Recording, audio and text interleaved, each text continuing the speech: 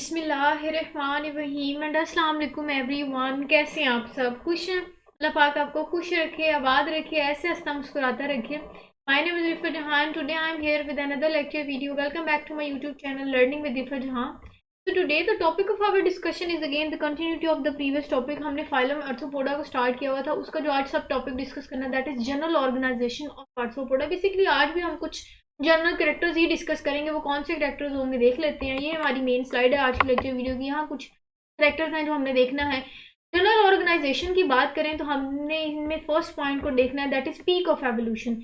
कहते हैं कि आर्थ्रोपोडा में कुछ हायर करेक्टर्स मौजूद होते हैं जिसकी वजह से हम कहते हैं कि ये पीक ऑफ एवोल्यूशन है इनवर्टिब्रेट्स की। क्लियर है?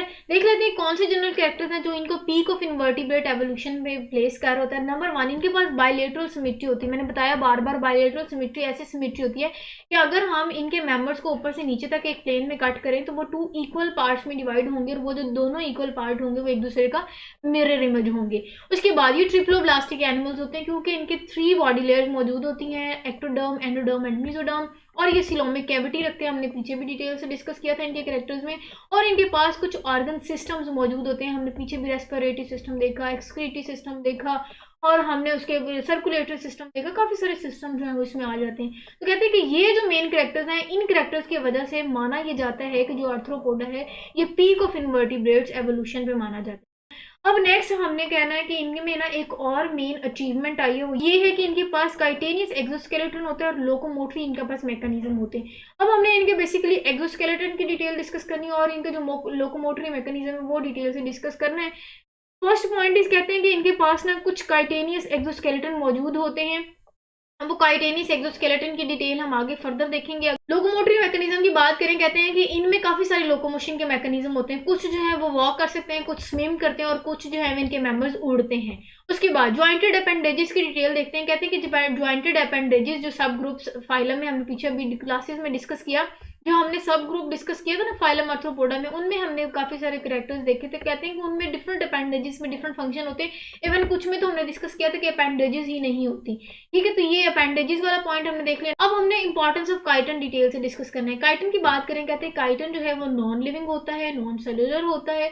उसके अलावा अगर हम देखें कि ये सिक्रीट कौन कर रहा होता है तो एपिडर्मिस जो है वो बेसिकली काइटन को सिक्रीट कर रही होती है।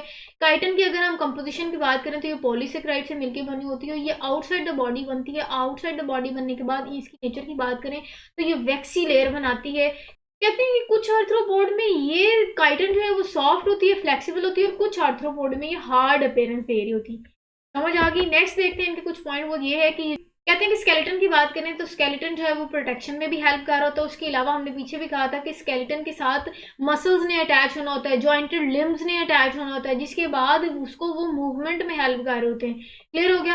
अब कहते हैं कि कुछ जॉज में भी काइटन मौजूद होती है और अगर काइटन जॉज में मौजूद हो तो जाहिर है जॉ का काम है कि उन्होंने बाइटिंग करनी है, क्रशिंग करनी है फूड की। तो जॉज में अगर काइटन मौजूद हो या जॉज जो है वो काइटन से मिलकर बने हो तो वो बाइटिंग और क्रशिंग ऑफ फूड में हेल्प कर रहे होते हैं। कहते हैं कि कंपाउंड आईज में ना कुछ लेंसेज मौजूद होते हैं जिनकी वजह से वो सेंसरी ऑर्गन उनको बनाते हैं और वो चीज़ों को सेंस कर रहे होते हैं। क्लियर हो गया?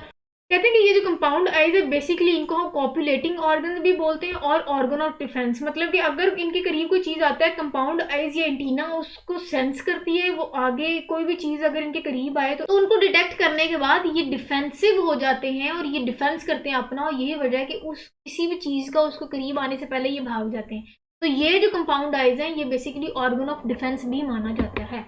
उसके बाद नेक्स्ट पॉइंट हमने डिस्कस करना है that is moulting and ecdysis. Very important short question ये पेपर में बार बार आता है। मोल्टिंग और अगर हम एक्डाइसिस की बात करें, कहते हैं कि बेसिकली ये पीरियोडिक शेडिंग होता है जिसमें एक्सोस्केलेटन को शेड किया जाता है। मतलब कि पीरियोडिक मतलब कहते हैं एक स्पेसिफिक टाइम के बाद अगर कोई आर्थ्रोपोड अपने एक्सोस्केलेटन को शेड कर देगा, उस प्रोसेस को हम मोल्टिंग और एक्डाइसिस बोलते हैं। अब फर्दर इसकी प्रॉपर डेफिनेशन देख लेते हैं। कहते हैं कि इन यंग आर्थ्रोपोड, कुछ young arthropod such as insects, larva आ गया, काइटेनियस एक्सोस्केलेटन को वो शेड कर देते हैं, और ये टाइम टू टाइम कर रहे होते हैं। वो इसलिए शेड करते हैं क्योंकि जो इनका एक्सोस्केलेटन है ना वो हार्ड होता है और ये आगे ग्रोथ प्रॉपर शो नहीं करते। तो जैसे ही इन्होंने मेच्योर होना होता है, ये जो यंग आर्थ्रोपोड्स हैं इन्होंने मेच्योर होना होता है, इन्होंने साइज में बढ़ना होता है, अपने साइज को इंक्रीज करना होता है, तो ये क्या करते हैं, उनकी रुकावट बन रहा होता है वो एक्सोस्केलेटन, तो वो उस एक्सोस्केलेटन को ये शेड कर देते हैं और फिर जो है वो अपने साइज में इंक्रीज करते हैं, दोबारा ये एक्सोस्केलेटन को बना देते हैं। तो यंग आर्थ्रोपोड में ये बेसिकली शेड कर देते हैं काइटिनियस एक्सोस्केलेटन को टाइम टू टाइम, ताकि लार्वा की जो है वो ग्रोथ हो सके।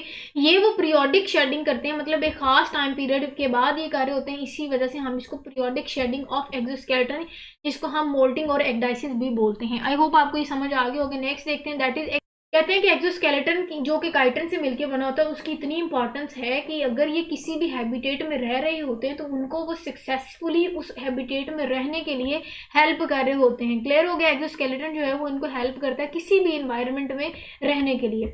समझ आ गया। नेक्स्ट अब हमने इनका पॉइंट डिस्कस करना है, दैट इज सेगमेंटेशन। सेगमेंटेशन कहते हैं कि एनिलिड्स की तरह आर्थ्रोपोडा में भी काफी सारे सेगमेंट्स मौजूद होते हैं इनकी बॉडी के ऊपर, सेगमेंटेशन उनको बोलते हैं। डिफरेंट सेगमेंट्स इनकी बॉडी में मौजूद होते हैं, इनकी बॉडी में डिफरेंट ज्वाइंटेड अपेंडेजेस मौजूद होते हैं, वो ज्वाइंटेड अपेंडेजेस हैं वो डिफरेंट फंक्शन परफॉर्म कर रहे होते हैं डिफरेंट हैबिटेट में, मतलब डिफरेंट हैबिटेट में उनका फंक्शन भी डिफरेंट होगा अपेंडेजेस में।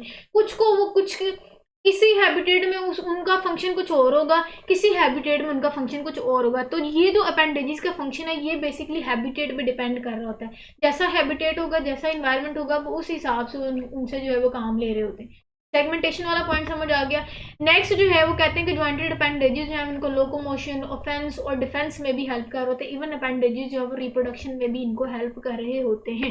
तो this is all for today. Next जो पॉइंट है इकोनॉमिक इंपॉर्टेंस वाला वो हम नेक्स्ट लेक्चर वीडियो में डिस्कस करेंगे। आई होप आपको समझ आई होगी। मैंने प्रॉपर आपके साथ नोट्स भी शेयर कर दिए। इस रिलेटेड आपने कुछ पूछना हो तो कमेंट सेक्शन में पूछिएगा, अपनी कीमती आराह से भी आगाह कीजिएगा। So this is all for today. अपना बहुत सारा ख्याल रखिएगा। Don't forget to like, share and subscribe to my YouTube channel for more related videos. Okay, then stay connected and Allah Hafiz.